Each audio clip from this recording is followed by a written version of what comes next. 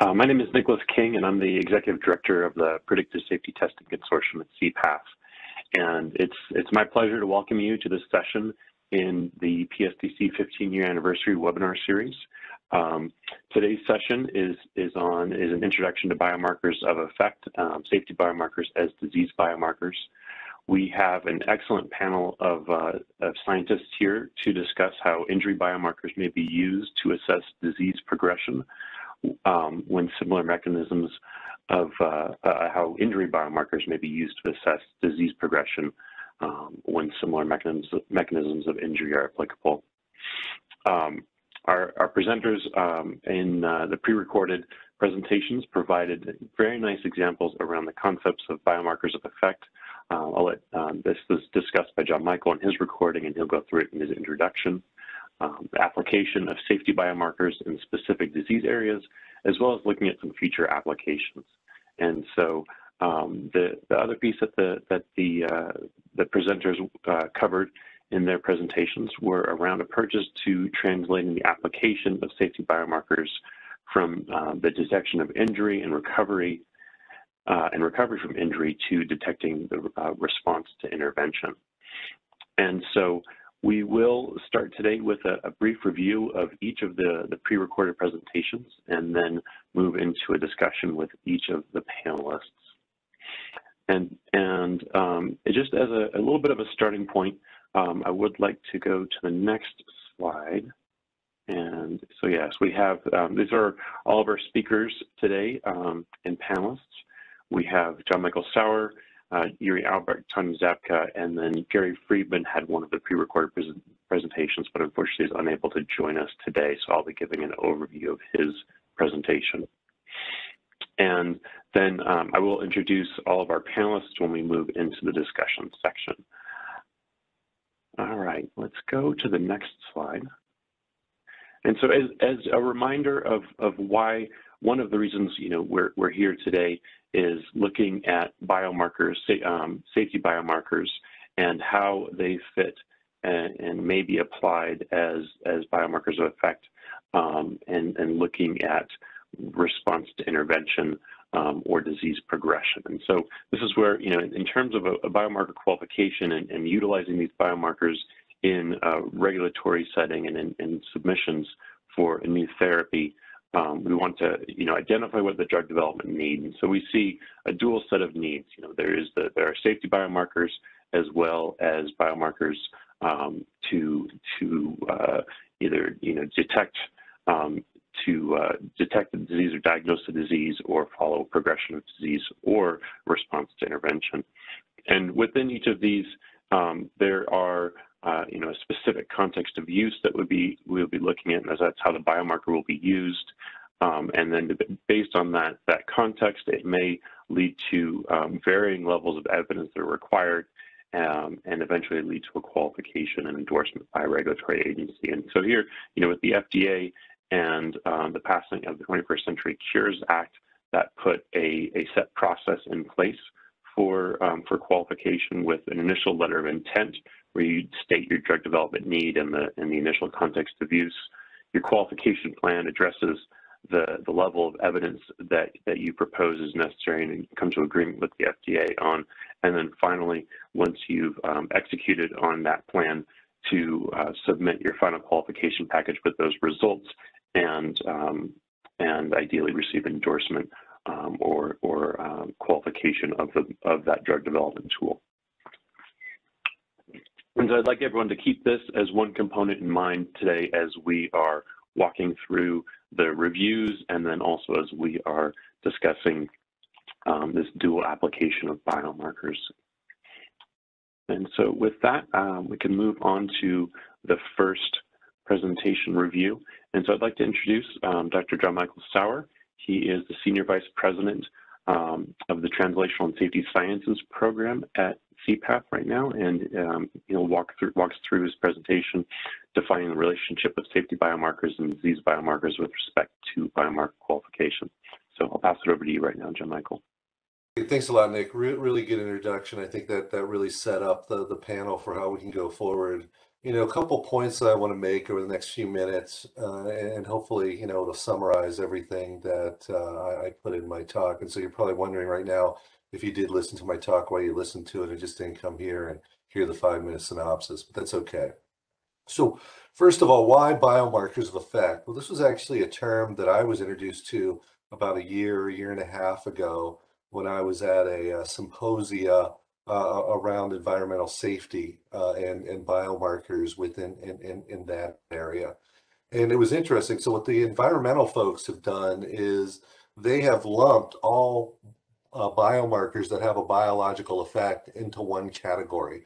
We've done something really different within the qualification of biomarkers for use in drug development. And what that is to break up these biomarkers into very specific categories. And we did that for a reason, right? Nick showed on the previous slide that, we're looking for very specific contexts of use for how we want to use these biomarkers. So therefore, we have to know what we're going to use the biomarker for. So therefore, the very specific category. And thus, we need to know what data we need to generate to be able to use that biomarker. So it makes sense. But I think if we go backwards a little bit and mush all those categories together, I think what we see is that there's an interrelationship between all those biomarkers. The important thing is to remember that the safety biomarkers, the current standards that we use today, those came from clinical practice, right? These were disease biomarkers as well as, safety biomarkers or biomarkers when someone was intoxicated with a xenobiotic, right? They could be used for both. And that's what we see. And perfect example is alanine aminotransferase, right? It's used to look at hepatic disease. It's also used to look at, liver safety in drug development trials. So I think what the bottom line for my presentation was that there is incredible overlap between the different biomarker categories. And I think what we need to do is really be able to take advantage of that overlap. Right. And I think that's the important part is how do we actually, do that? Thank you for going to that slide. How do we take advantage of that overlap and then be able to use the information that we've generated during one qualification effort to other qualification efforts? And what I did through the presentation is talked about the fact that with some biomarkers, we're going to need, and their application in a different patient population, we may need to rework the biomarker assay itself. In other cases, we may not. We do absolutely know that with the clinical validation, there's going to have to be pretty significant changes to what we do because we're simply entering a different patient population. And so I think what the bottom line is, when all is said and done, is that we can go ahead and leverage, the activities that are going on in one qualification to then go ahead and speed up another qualification and the learnings around that, right? It's just not the process per se, but it's also the learnings of how that biomarker can actually be used. So with that, I'll go ahead and turn it back over to Nick.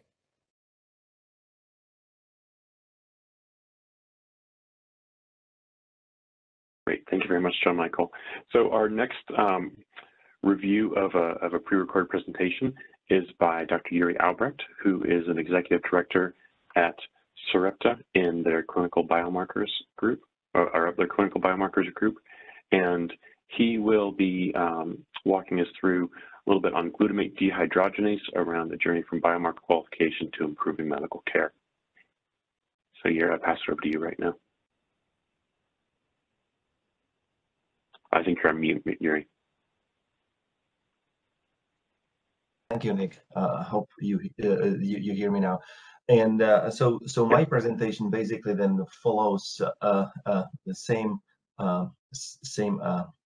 thought flow from John Michael's and provides a case study or an example of how one can turn a safety biomarker into a biomarker of disease, and then also how the disease and and the chemical safety kind of converge when we are evaluating the biomarker performance.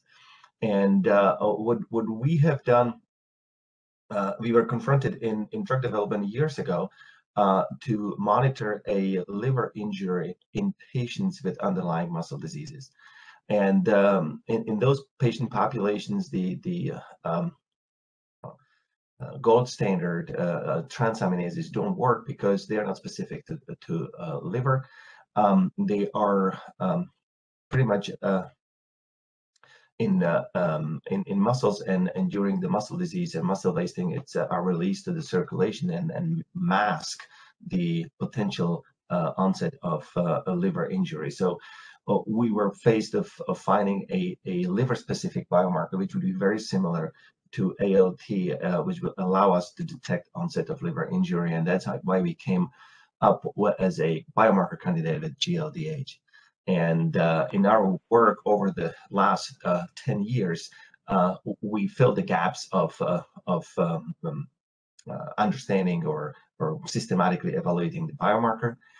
I'll go over the specifics of how we actually got the data and the series of non-clinical and clinical studies, and the concept of using a liver disease or disease state to approximate or to study the performance of the biomarker. Right, on the next slide. So where we are with this over the 10 years, we're in a qualification process right before submission of the qualification document. We expect having a discussion and decision about qualification under context of use for which we are pursuing in 2022. But there is also a avenue for having biomarkers in drug development is accepted under the individual IND.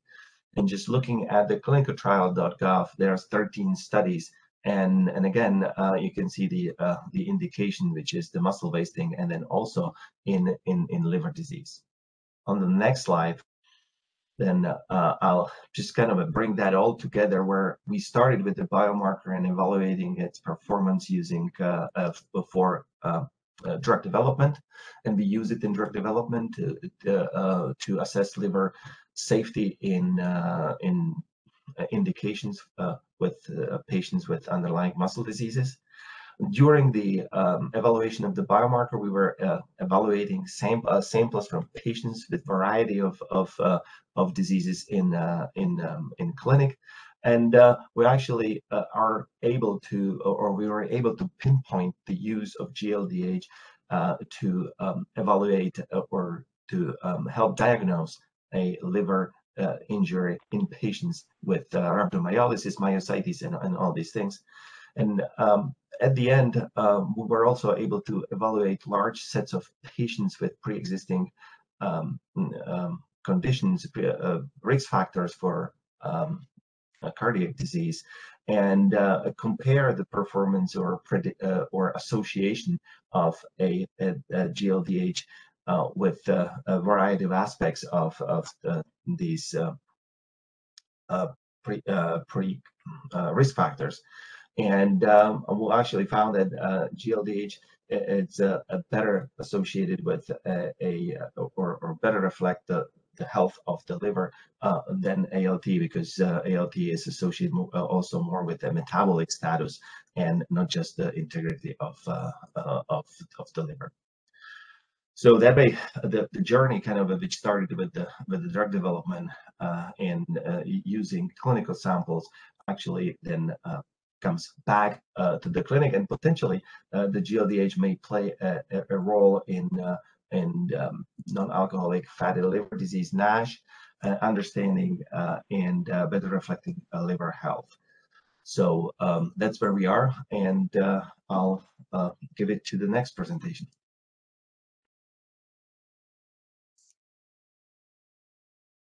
Great, thank you very much, Jiri. So our next presenter is, excuse me, Dr. Tanya Zapka, who is a senior principal scientist and pathologist at Genentech in their development sciences and safety assessment group. She is going to be walking us through how skeletal muscle biomarkers in drug-induced and disease-related muscle injury have been utilized in the past and potentially in the future. She walked us through very nicely how PSTC skeletal muscle injury working group addressed some novel injury biomarkers to assess skeletal muscle injury that is drug-induced in non-clinical models, and then looking at how these may be applied to detect injury in humans, as well as looking at disease progression and response to treatment in patients with different neuromuscular diseases. So I'll pass it over to you right now, Tanya. Okay, good morning. Thank you for joining the seminar. So I'll just briefly review the more lengthy seminar that was recorded. So basically walking you through our journey of non-clinical qualification and selection of 4 skeletal muscle biomarkers that eventually is augmented by myostatin GDF8. We qualified these in rat toxicity studies to receive a letter of support using 34 studies over 9 skeletal muscle toxicant across multiple mechanisms of toxicity, and basically demonstrated that it improved overall sensitivity and specificity when used with and independent of the standard markers of AST and creatine kinase. And it improved diagnostic certainty and correlated with the severity of skeletal muscle injury. And really then what we did from this was suggest that if we have shared pathophysiology and morphologic outcomes, then these can be applied to not only drug-induced muscle injury in the clinic, but also neurodegenerative diseases such as spinal muscle atrophy, Lou Gehrig's disease, or Duchenne's muscular dystrophy.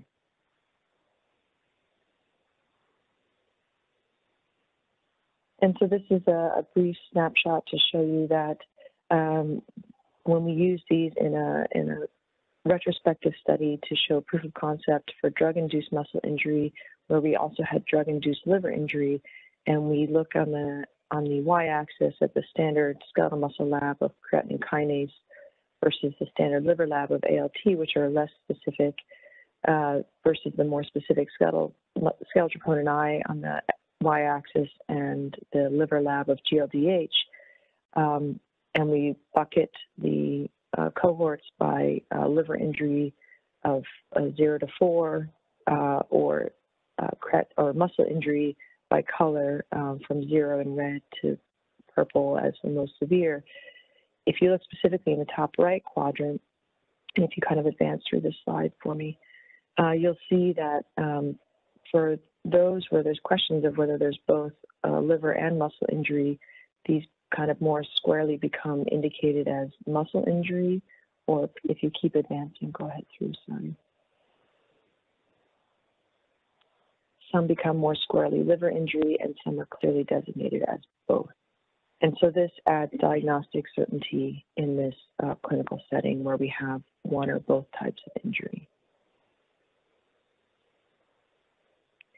We did a proof of concept looking at spinal muscle atrophy in an observational study in type 3 patients, which are older patients that can be ambulant or non-ambulant. And basically, we were able to demonstrate in the pilot that these markers, especially skeletal troponin I and myostatin, were not only sensitive in the diagnosis of injury, but also in the prognosis of progression.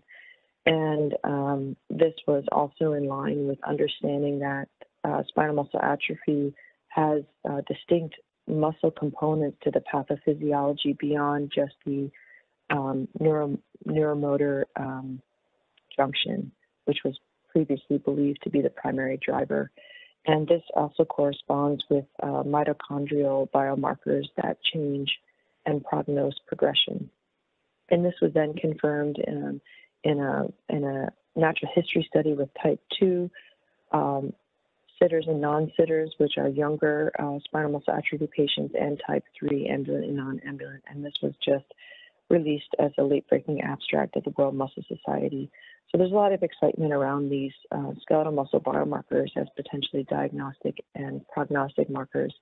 And what we also showed is actually that it differentiates the signatures when used together, differentiate type 2 and type 3 injury. And so it shows that looking at the breadth of biology across the muscle can help us understand also a pathomechanism of injury.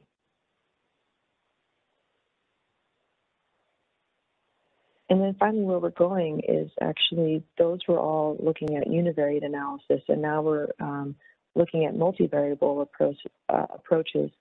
And when we looked at a multivariable approach in the rat toxicant studies, when we looked backwards, we could show that the ROC curves where previously in the univariate analysis were maxed out at 0.19, that we could achieve a ROC curve of 0.95 when used together, allowing the biomarkers to flex within a signature.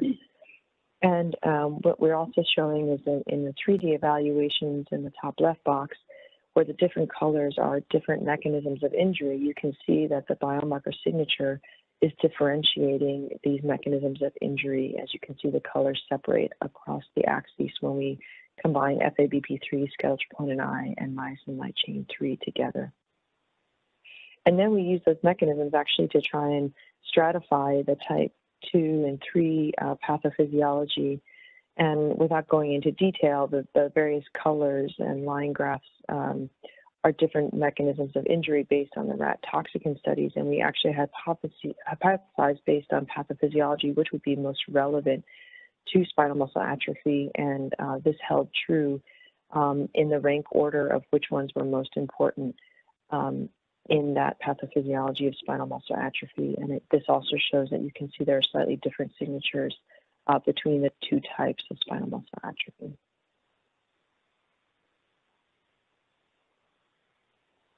So hopefully you'll see through the seminar that there's really exciting work, and we continue to work on these through advancing that multivariable approach in the natural history studies.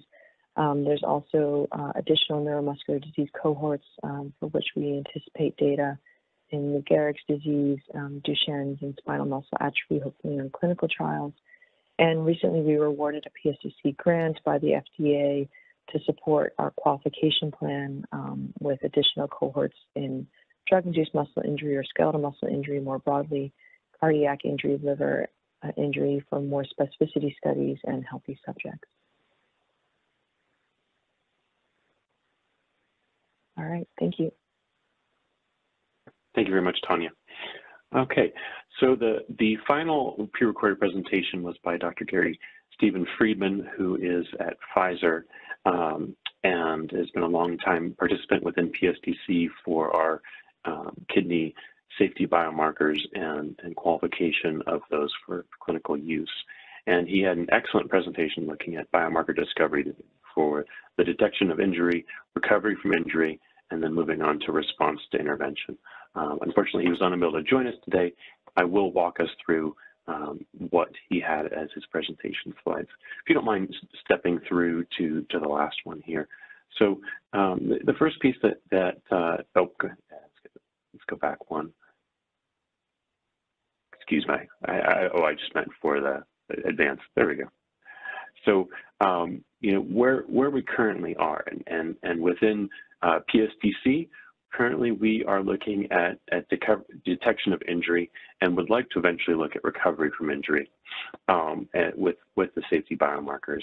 And so we do have you know, a biomarker panel that can enhance kidney safety monitoring and can look at the heterogeneity of different nephrotoxicant-induced injuries that we utilize a composite measure that looks at the change post-baseline for the biomarkers. It does include, you know, looking at established and novel biomarkers. And then as well, moving on to looking at further within our context of use, looking at the sensitivity and specificity, you know, the biomarker change post-baseline following a nephrotoxicant agent, engaging the sensitivity and specificity of biomarkers, the panel change from baseline in interventional studies. And then finally, you know, the biomarker time to change. Do novel biomarker growth curves and decay curves differ for serum creatinine and serum cystatin C or any of the other biomarkers, and is that applicable in looking at recovery from injury, and then also looking potentially at response to an intervention in terms of these decay curves or growth curves, as Dr. Friedman did walk us through very nicely in his presentation. So let's go to the next one. And so here, there is, I think a lot of opportunity right now in terms of collecting biomarker data. There are several consortia that are focused on different areas of kidney injury or kidney disease, from PSTC to TransBioline. As you can see here, there's quite a list, as well as interventional studies and observational studies. And so this, combining a lot of this data will provide evidence for further application of these biomarkers for looking beyond the detection of injury, but also looking at recovery from injury, as there are interventional studies that look at both healthy volunteers as well as looking at patients who have baselines with higher EGFR, and then finally looking at some of these observational studies in people with different kidney diseases, and applying that as a reference range in disease. So let's go on to the next slide. All right, and then as well, as we're looking at moving on from looking at detection of injury, but also spontaneous or post-intervention recovery from injury, very nicely, Gary had put together these decay curves and growth curves with potential routes of looking at how biomarkers respond differently based on the type of injury and then recovery from that injury, utilizing both renal tubular biomarkers and glomerular biomarkers. And then, looking at the natural history of biomarkers, at looking in acute kidney injury, from both the onset and resolution, how the time for an individual to return to baseline, if there's a unique half-life for a biomarker for different intervals, and if that could be applied in the future.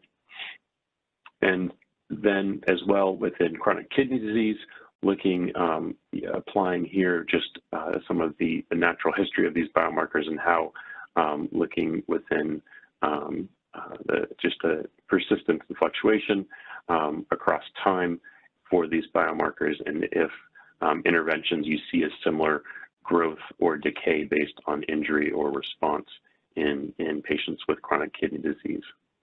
And so, here it's comparing these growth and decay curves for targeted interventions based on historical treatments versus novel immunotherapeutic treatments, and how we see varying responses of each individual biomarker, which may indicate that there's recovery to specific areas of the kidney, and a response to it in intervention. And so I think in the next slide, we just wrap it up here around where we've been so far and where we currently are. Within PSTC, we have what we call the BMDR, Biomarker Data Repository, which is an excellent location to collect and utilize data from clinical and non-clinical trials across the safety space, and as well potentially looking at in different disease areas to apply these biomarkers in multiple applications. We do have a fairly broad spectrum of age, of age ranges, and then also a decent spectrum across looking at diseases and baselines for these different biomarkers, but limited, baseline EGFR distribution. And so in the future, we would like to have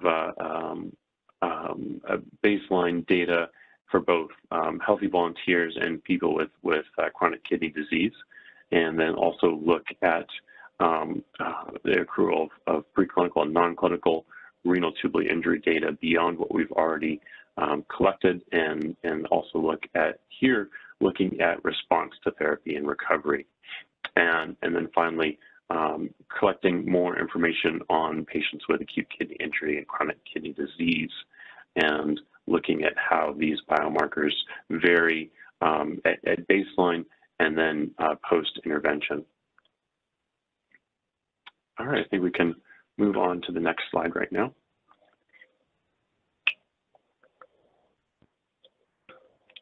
And all right. As a reminder, yeah, we can ask questions through the Q&A function or the chat button or by raising your hand.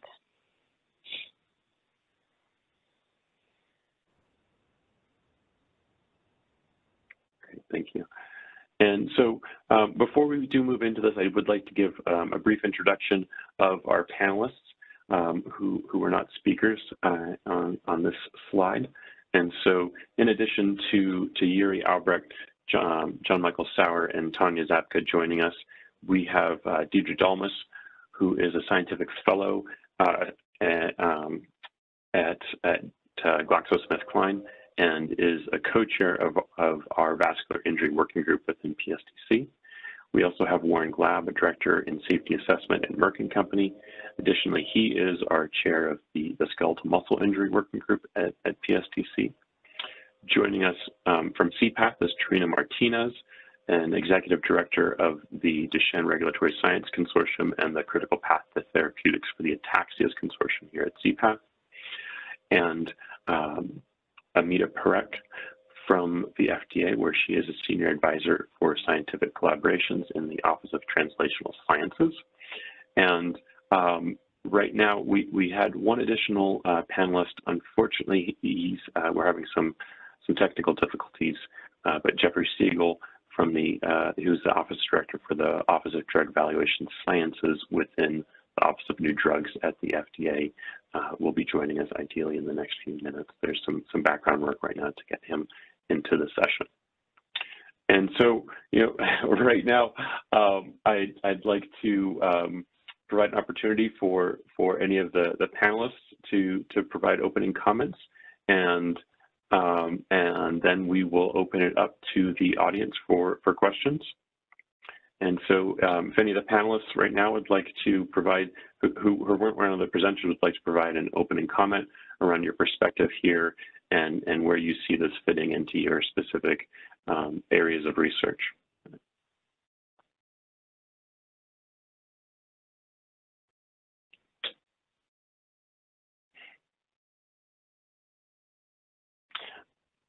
Well, a little bit of science. I'm going to ask Terina, if you don't mind. I know that you have quite a bit of interest here in how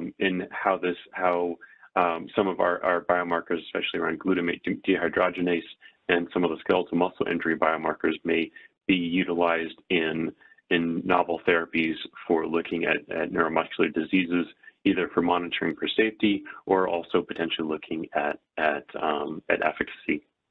And so do you mind providing just a little bit of perspective from the neuromuscular and neurodegenerative diseases space here? Sure, thanks, Nick. You're right, because when I looked at the different topics that were covered in this session today, there was really nice overlap with a lot of the interests of my Duchenne consortium that I work with. Because of course, this is a disease that does involve neuromuscular injury as a main mechanism of disease progression and pathology, and then the additional challenges that brings to monitoring safety, both in a drug that could cause additional muscle damage as a red flag, but also in the case of GLDH, needing to have really precise differentiation of additional liver toxicity that wouldn't be masked by the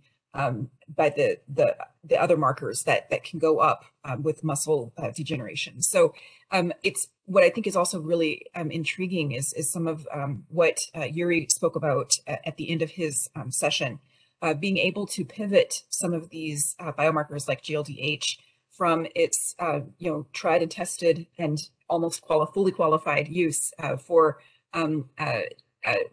assessing drug-induced liver injury in subjects with underlying neuromuscular degeneration, being able to potentially shift that into the space of being a response marker or some useful indication of drug effect.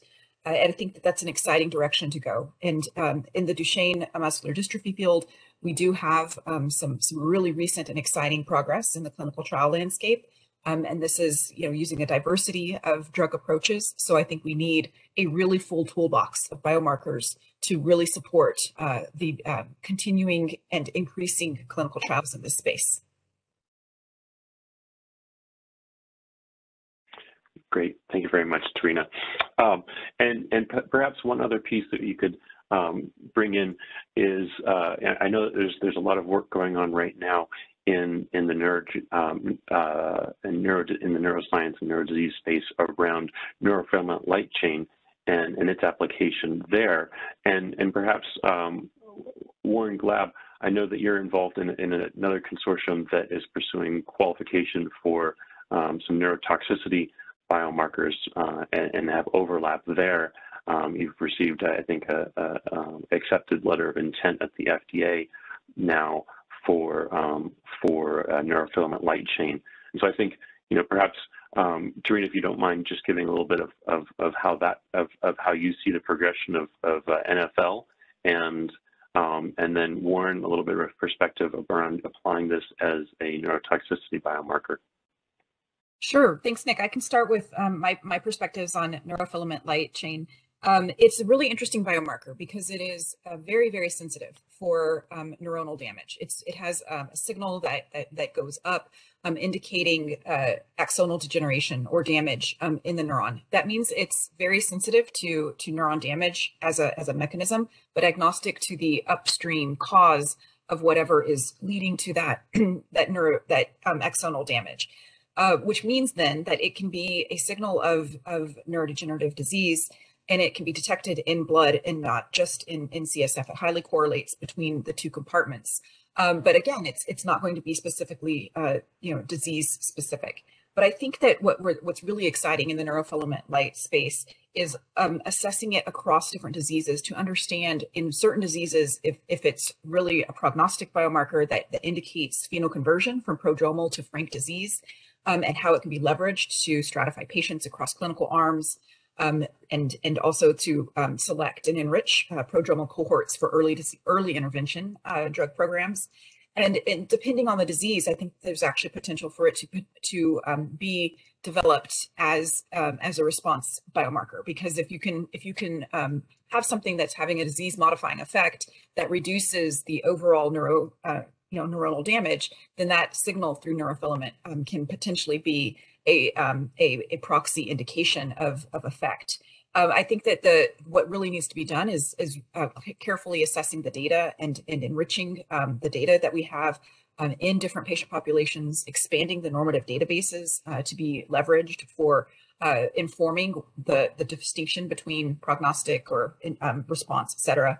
But what I think is really exciting is as we also understand more the mechanism of what neurofilament may be telling us in certain diseases. It could be that it just hits maybe a ceiling effect because there's a certain rate of cellular turnover, and even if the other mechanisms of the disease continue to progress because of the previously additive loss of the neurons, there can be really subtle clues that can be deciphered, I think for neurofilament and the mechanism that it can be understood to be having in different diseases. And so I look at it with much excitement for my ataxia consortium, because it's one of the areas where there's some really exciting and emerging data indicating its potential utility as a prognostic biomarker.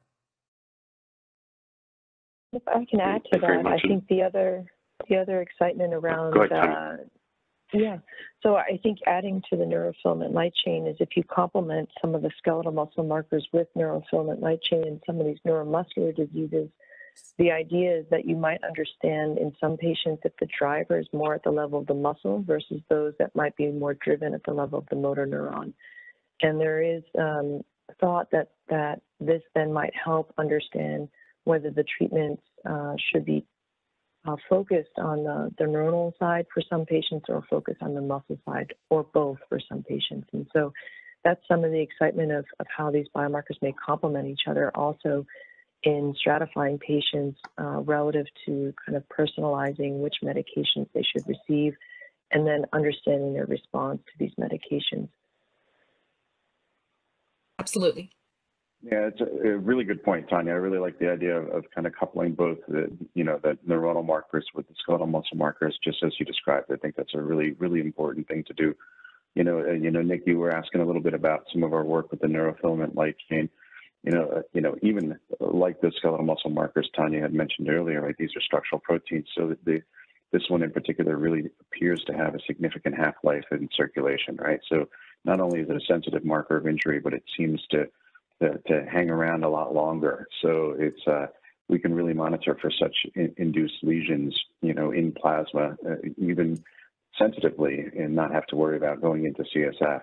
We've really been working on two different initiatives. One is peripheral neuropathies as well as central nervous system injury, right? So there are two individual projects associated with that, right? The CNS one is the one that we've already submitted a letter of intent, which was endorsed by the agency. And the other one, the peripheral neuropathies, is perhaps a little bit further behind, where we're just really still working in the non-clinical space. But it is the leading biomarker in both of those different projects. And it really appears to be really sensitive, for monitoring any kind of drug-induced lesions, either peripheral or central. So, Nick, if I may interject here, so if you think about today's consortium, today's workshop, right? So we started with biomarkers which really were developed as a drug development tool, or are being developed as a drug development tool to address safety. And then what we are talking here about is really extending it to a disease, and because that's interconnected, right? And I just want to kind of mention here that the platform which actually the Critical Path Institute provides, we see Terina talking about bringing in the patient perspective and all these things, and then we can actually start bridging it together. So when we're talking about neurofilament and SKM, and Tanya had a great presentation about combining the skeletal muscle marker with GLDH and stuff. So all that can come together, and I really feel that. Or see that the platform which CPath is providing, right? It's quite unique, because it brings all these perspectives together and allows seamlessly actually work across these consortium. Just one point I'd like to make, just real quick. I mean, Jiri, I think first of all, you're absolutely right. I think the second thing is a few things that comments that Terina made need to be highlighted. With NFL, she brought up the fact that the response of the biomarker was agnostic to the cause of injury, right? I think that's really important, right? Because if we're going to have these biomarkers that cross over from disease to safety and safety to disease, they can't be mechanism dependent, right? Either by the toxicity of the drug through a mechanism or through the disease process. So I think that's really, really crucial. I think the other thing that we're seeing as well is how these contexts of use and the clinical validation are going to differ. If we look at the majority of the toxicities, the safety issues that we're looking at, they're acute effects, right? So what are we looking at? We're looking at the biomarker going from hopefully very low to very high, right? The majority of our biomarkers increase, right? Because they're release of some type of enzyme or protein from the cell following damage. But, that's not the case that we see with these chronic diseases, right? If we look at something like Alzheimer's or other neurodegenerative diseases, we have ongoing insult, and we're trying to go ahead and decrease that biomarker, hopefully to demonstrate that insult stopped.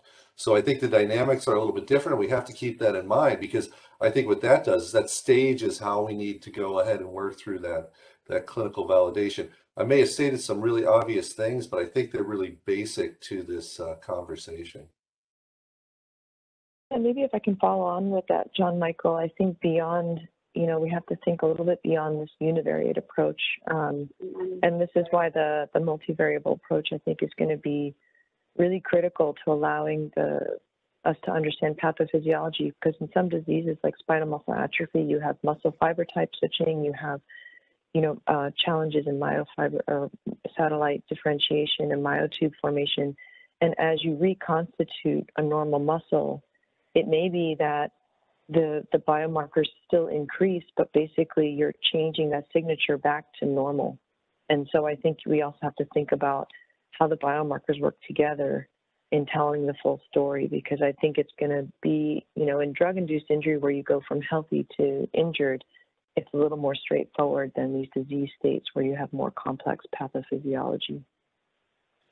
Yeah, just kind of a follow on you, Tanya, right? So these biomarkers that allow us, I totally agree with you, to better know our patients, right?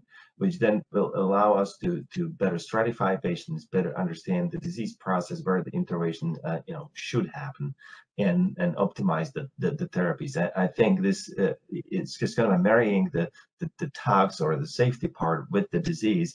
It's actually make complete sense and may allow us to move forward quite more efficiently.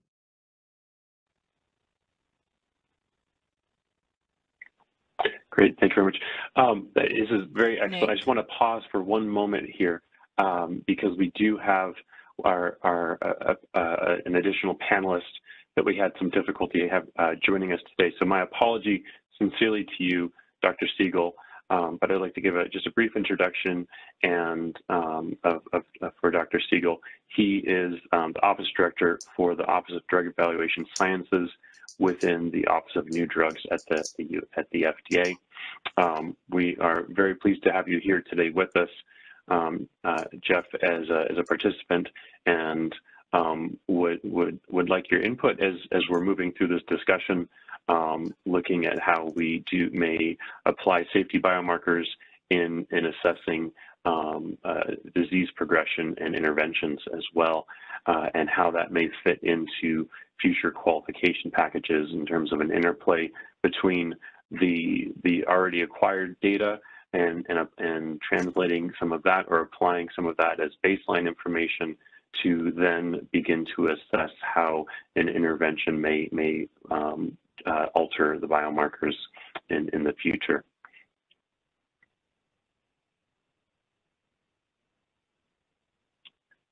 Oh, Jeff, I believe you're on mute right now. Hi, I'm happy to be here. Thank you for the introduction. I feel a bit of a disadvantage because I've been trying to get into the meeting for about an hour and just was able to get in, overcoming the technical difficulty.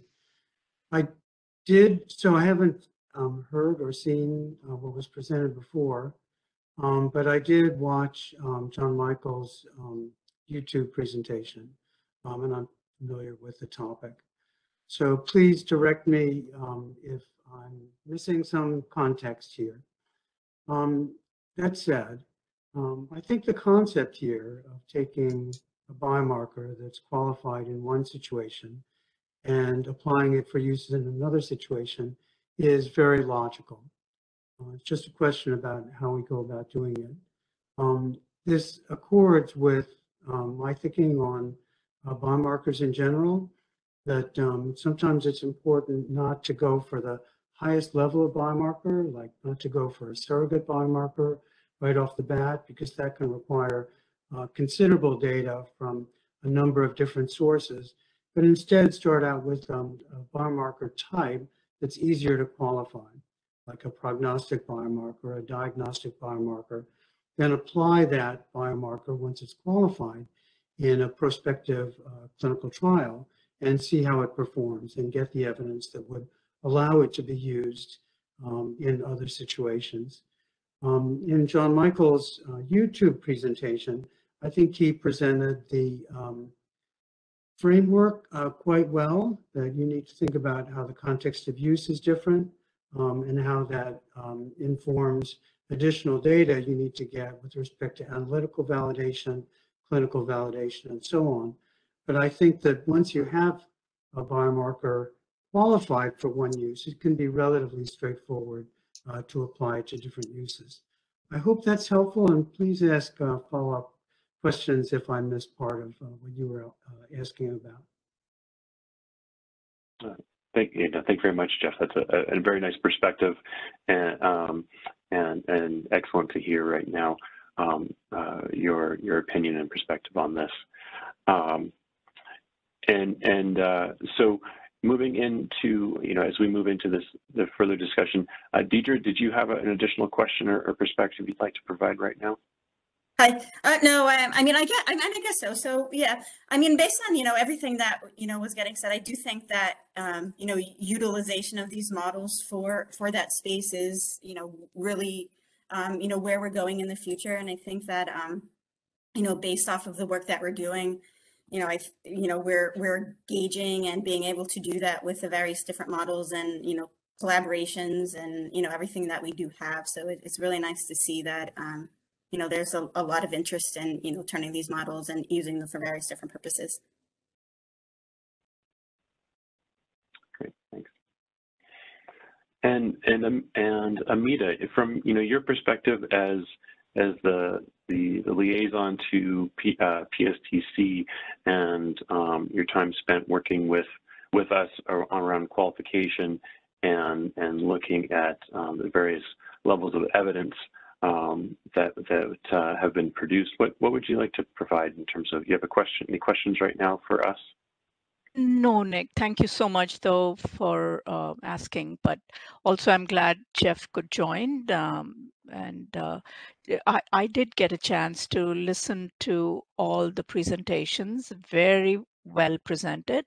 And I think each one had a slightly different angle. So John Michael started with a broad picture of the general process of qualification and one interesting thought, and for each presentation I had some kind of okay, forward thinking, out of the box thinking, let's say if there was no end to how much or what we could do. So what I was thinking with John Michael's talk was he presented a case where there is biomarker discovery, and then there is the assay analytical validation, and then the clinical validation. And I was envisioning, how does this match up to drug discovery, okay, and product development? And I was thinking of the two examples that came to mind of accidents, luck, and serendipity. And the two examples, I used to be in cardiorenal, the obvious example that came to my head was sildenafil, Viagra. It was being studied for something else, and then suddenly they found a new breakthrough indication for it. Another example similar was CRISPR, which was, accidentally through food industry, you discovered a new pathway of some new technology. So I was taking those scenarios into what John Michael was talking about. So let's say you have biomarkers, a panel or multiple biomarkers, and you have good assay validation. You come to clinical validation because you have a certain COU in mind, a context of use in mind, and it doesn't quite make it. What do you do at that point with that biomarker that has been discovered? It has gone through assay validation. Do you just throw it out and move on to the next one? Or do you put it in a pool of, instead of compounds in this case, can there be a pool of potential biomarkers in public space that can be rediscovered by creative minds for specific contexts of use? And I was thinking, wow, if we could do that, what kind of platform is that? The biomarker data repository, where you have this pool of hundreds and hopefully thousands of biomarkers that are waiting to be purposed I wouldn't even say repurposed at this point, but even repurposed at some point.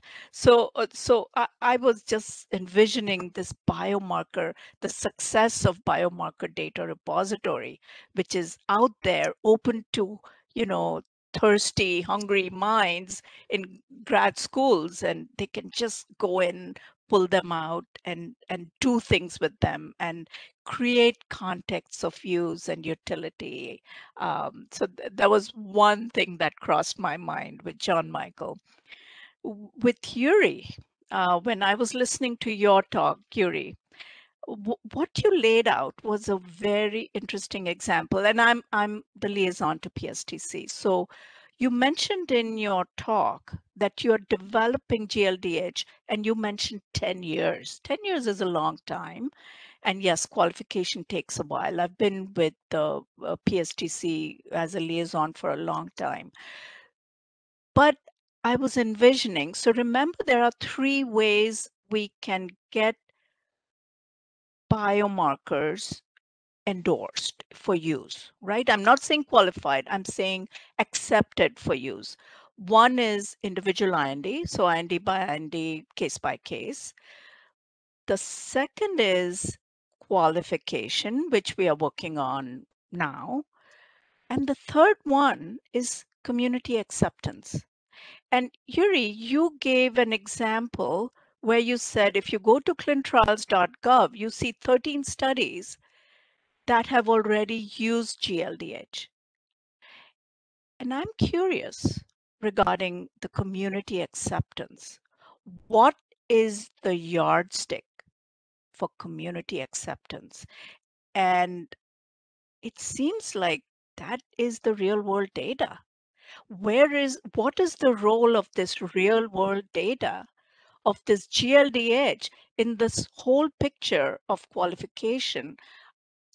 And maybe that's an indirect question to Jeff. I mean, 10 years is a long time. I mean, people come and people go. And every time there is a new person, that new person comes in with, oh, maybe, Jiri, you can do this, this, this, and this. And Jiri goes back to his group and he's like, I don't have the money to do this, but the previous person told me to do this. How do we bring a continuum on this community acceptance as part of the evidence generation? And I'll stop there. I don't know if Jiri or Jeff want to comment on that.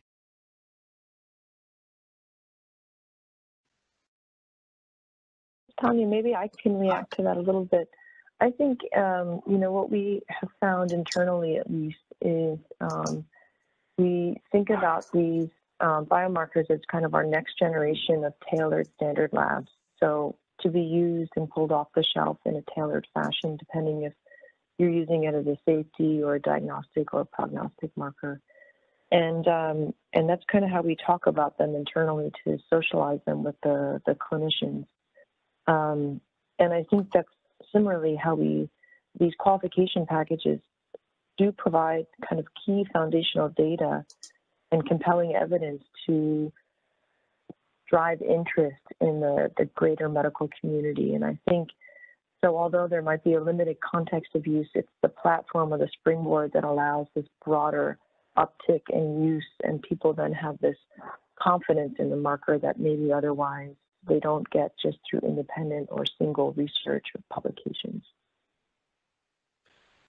Yeah, well, so Tanya, you're seeing then, in terms of moving towards a community acceptance, an initial qualification of a limited context of use provides that initial kind of fodder to move forward and have broader acceptance of a biomarker. Thanks. And Jiri, did you have a comment you're going to add in as well? Yeah, I just wanted to comment on these three level ways to qualify, what Ameeta laid out so nicely, right? So in my experience, I think that the qualification process is actually really important and helpful for the acceptance under the IND. Because during the qualification, we all sit together at the table and discussing the biomarker and learning together about the marker. And therefore, it's easier for the sponsor, in my mind, to get acceptance under the IND because we generate together a lots of knowledge. The qualification process per se is, it's like the thing which we built it over the last 20 years. It's like flying the plane and learning how to and building it while flying the plane. This kind of a approach. I think that one it's essential, the discussion. But I think the process it's great, and I really appreciate that. The only thing is we need to be more focused to actually get focus on the CO, the context of use, to get these marker formally qualified faster. I mean, GLDH one marker 10 years we still not done. It's been what then will happen with these more complex markers, right? But I think the process by itself is helpful. We just need to kind of get that because it's help on that acceptance under IND, in my opinion. But we should really think about how to focus the process on context of use and get that. When Ameeta was talking, right? This whole people change, time change and everything, and we just kind of seem to be running circles. But even the circles are helpful, but if you think about making it more focused, then we can get to the qualification. That would be great.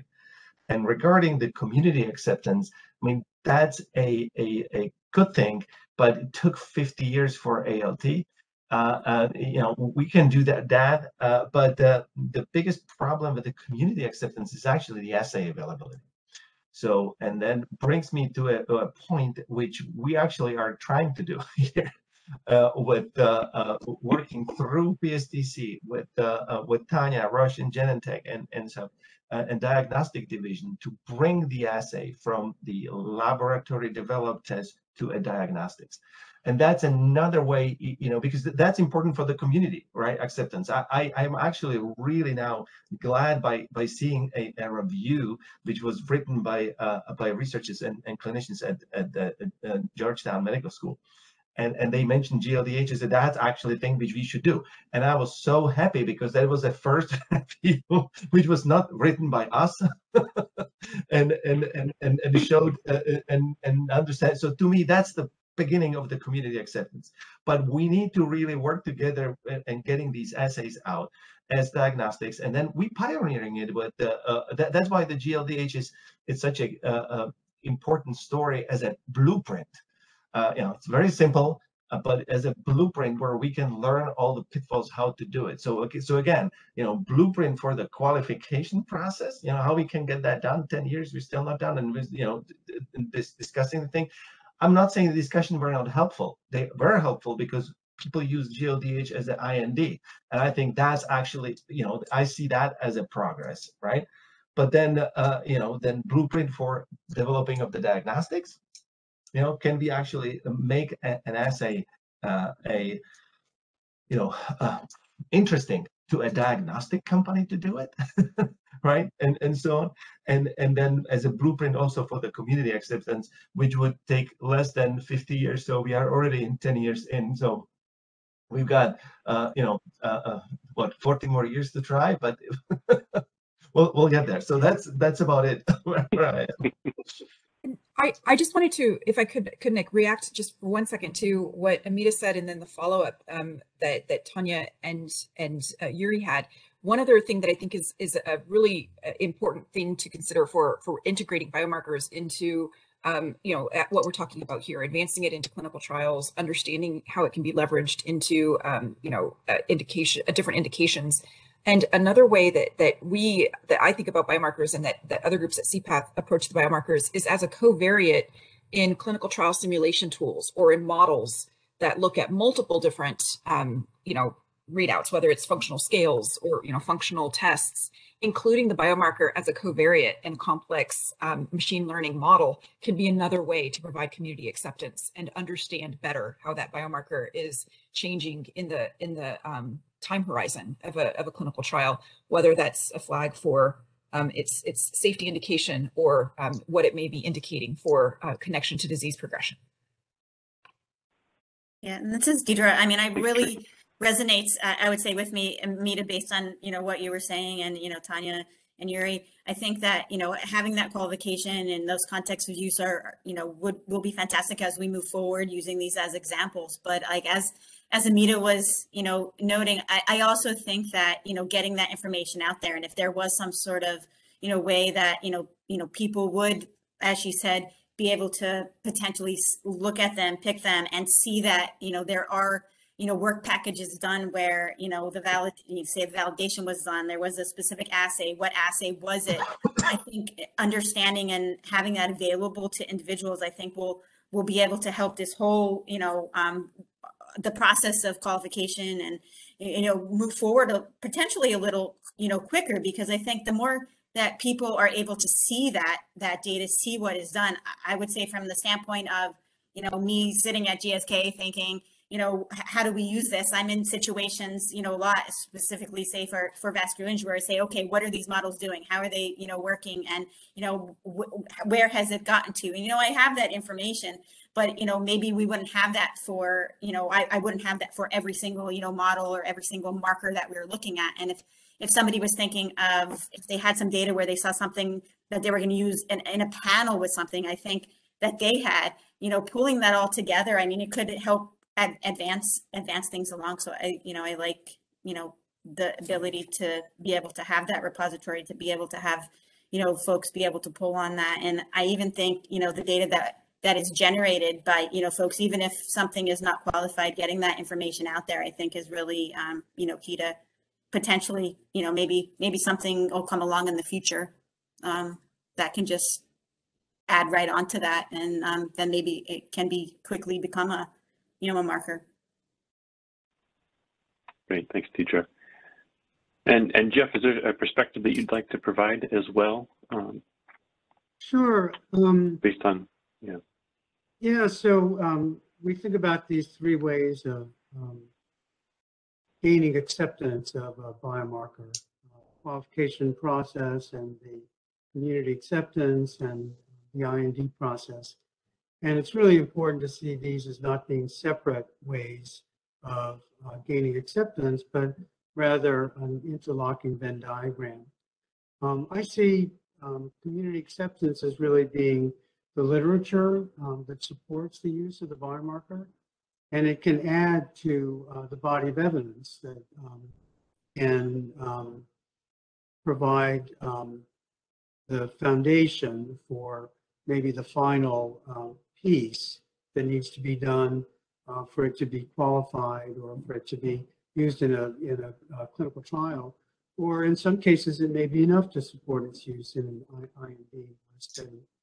But I certainly agree that the body of evidence that comes from literature studies, especially if there can be standardization of the assay and wide availability, can really provide important information.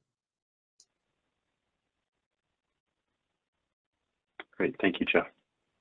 All right, well, we have about 15 minutes left right now in today's webinar. I would like to open it up to our audience. If you have any questions right now, you can provide those either via the Q&A portion or the chat section of the meeting. And we can take a quick pause as people are drafting those, or if someone else on the panel right now has an additional question for others here.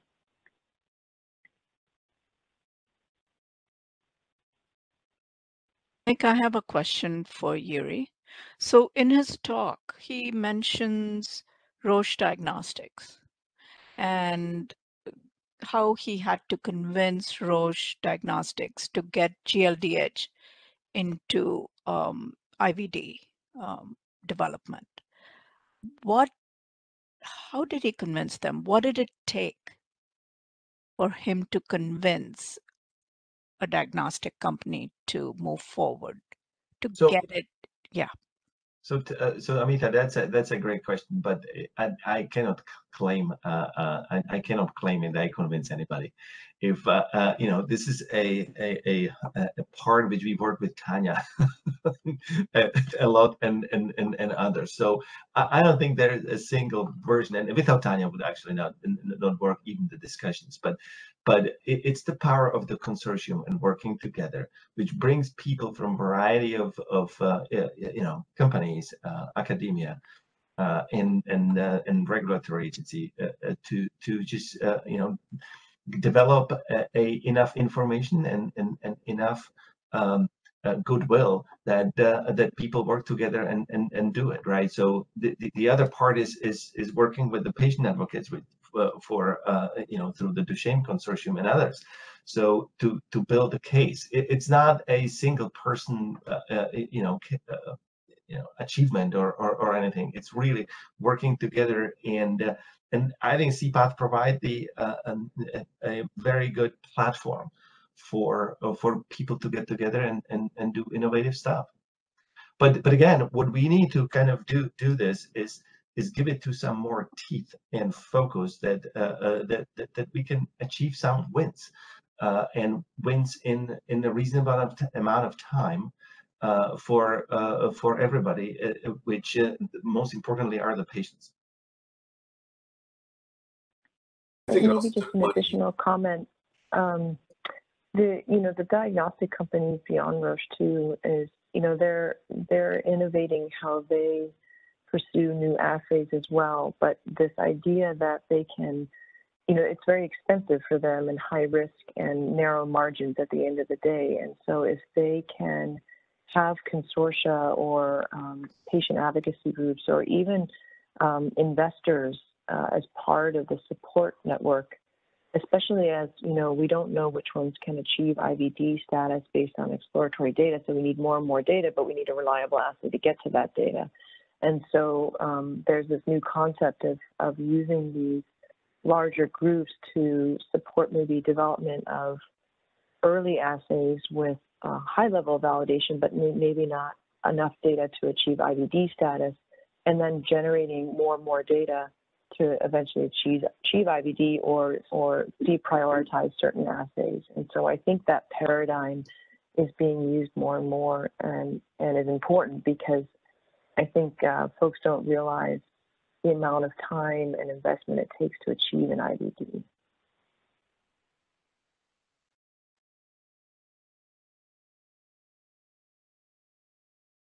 Yeah, thanks, Tanya. It has been interesting to see how I think that the Neuro Toolkit Consortium has progressed to develop quite a few different assays and are beginning to publish on that now and see it and look at some future applications.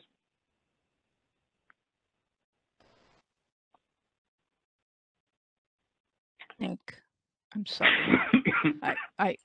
I have a burning question for Tanya, if I may. I'm sorry. Go ahead. So, Tanya, I thought you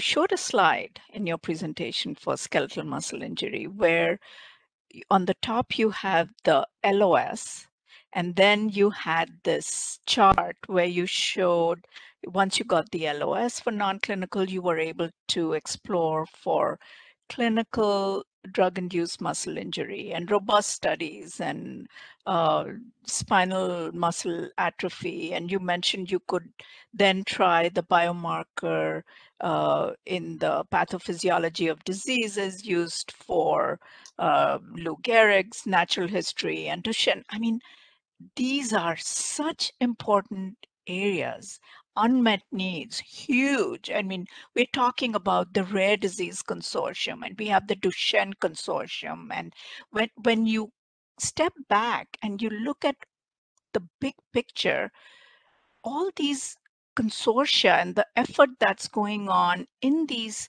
silos are really all cross-connected. And then I thought, wait, the thing that got everything mobilized and the enabler was the letter of support, right? You got this letter of support that gave you that confidence. or your management the confidence that this has some meaning to be studied further in a very clinically meaningful patient unmet needs setting of Lou Gehrig's and Duchenne's and spinal muscle atrophy and all of that. Can you shed some light on this importance or the value of LOS in this whole setting?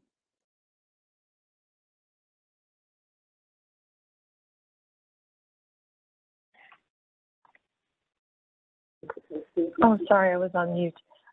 Yes, so I think the letter of support and what it helps with is, again, that foundational knowledge, but also, which Warren will know because he lived through the skeletal muscle group longer than I did, is it helps prioritize among a long list of exploratory biomarkers, those that may rise to the top and those which you can deprioritize. And so I think it not only serves to provide compelling evidence, but it also serves to help prioritize those that may move forward. And Warren, I don't know if you have further comments on that. It's exactly what that did, right? So I think we brought forward 7 markers at the time, but the 4 that actually came to the top performance-wise were the ones that were included in the letter of support. So it did help us prioritize which markers we would want to take further into the clinical settings. So yes, that was an important piece. Yeah, Ameeta, I also think that these letters of support they do exactly what you just outlined, right? It provides, supporting reassurance that these data do look promising and they do have the ability to potentially translate to clinical settings. It helps with some of our, our management internal to some of our companies, right? It helps with the, maybe the clinicians on some of our teams being more willing to evaluate and explore. So it does so many things, right? It helps us prioritize the biomarker. It helps us translate to the clinical setting. It helps, shows promise to executive management within our organization. So it does so many things. So letter of support, I do think in this particular situation was extremely helpful. And I would second that, Warren. Absolutely. Yeah. Thanks. And we do have a question from the audience right now, from Dr. Frank Deidre, and he, he's asking if we should focus on biomarkers which are not used for efficacy or patient selection by pharma companies. And Frank, if you'd like to expand on that question right now, I believe your line is unmuted. It's Frank Deidre speaking. Can you hear me? Yes, we can. Oh, perfect. Thank you. So basically, I've listened a lot. Basically, I think if we want to go forward as a consortium, we need to be really focused on safety. We need safety is everybody's concern, drug development concerns. And safety is not a competitive issue. However, if I listen now that we want to go for neurofilament, neurofilament, I have a concern because basically this is used by several companies as an efficacy marker. So basically, we have many options and ideas. I think my plea would be, let's go for those markers where we don't have an efficacy issue in terms of pharma wants to use them for patient selection. We want to focus really on safety. Safety, everybody agrees, but it's also focusing on the markers and the ideas and so on for non-competitive safety. I think that's the big point, the big value, basically, of the qualification process.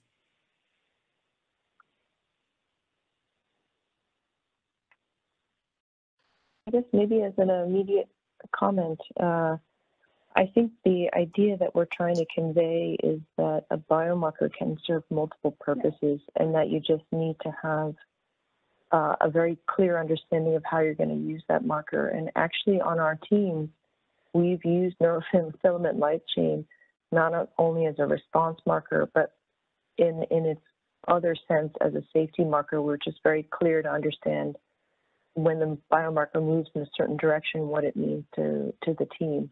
So I guess I would suggest that, and we can use the understanding of the biological response to inform safety, even if it's in a disease setting or in a treatment setting. And I think because drug-induced toxicities can be quite rare events, that we need to use these surrogate cases to inform how we can use them in a safety setting. I think that's how we've been trying to broaden the use of these biomarkers as end organ markers, agnostic of how you got to that injury or response to intervention. Yeah, and I would just add, Tanya, to your point, there is no such thing as, in my opinion, as a clearly safety biomarker. ALT, it's a safety biomarker because we measure ALT for drug-induced liver injury, but ALT is efficacy biomarker for NAFLD indication. And you know, we can go on and on and on. I mean, all the muscle markers are safety markers, but they could be also efficacy markers for neuromuscular diseases. So I kind of see, Frank, the process of the qualification and working on it is really characterizing the performance of the marker and knowing how what the marker does. And it depends on the sponsor then how they use it. So we are qualifying it for safety purpose, but if there is a use, and that's what we are trying to convey here, that there is more to it than just safety. And you just have to have an open eye and use it. And the beauty of working together in consortium on the safety non-competitive aspect is that you can use it competitively as a biomarker of efficacy. And then I would also think that biomarker of efficacy, you know, the competitiveness of it or not, I'm not sure that if that biomarker is not accepted as for the efficacy broadly, then I don't think you can file that as a primary endpoint anyway. So, yes. Jiri, it's Frank speaking. So basically, I completely agree with you. However, I see it more from a practical point of view about a pharma company, big pharma companies being willing to share data. Once you have data on a biomarker which is for efficacy, you are not willing to share data. It's the same biomarker for safety. That's more from a practical point of view. We need to think about, there are so many biomarkers available. Which one would we focus on? My personal advice would be not the competitive ones for diagnostics, patient selections. Pharma are jumping on those. I would rather go for the second one. Yep. All right. Well, thank you very much, Frank, for your perspective here. I think that is an important piece to take into account. And then, as well as we're looking at these biomarkers, when we do see dual application that does have a non-competitive component to it in terms of something that can advance in some of the rare disease areas where we do need some common endpoints to assess how an intervention performs in the long run. And then as well, when we don't have a lot of drug-induced injuries in the clinical space, but have an overlap between drug-induced injury and also disease progression, to be able to utilize patients with disease to assess a safety biomarker.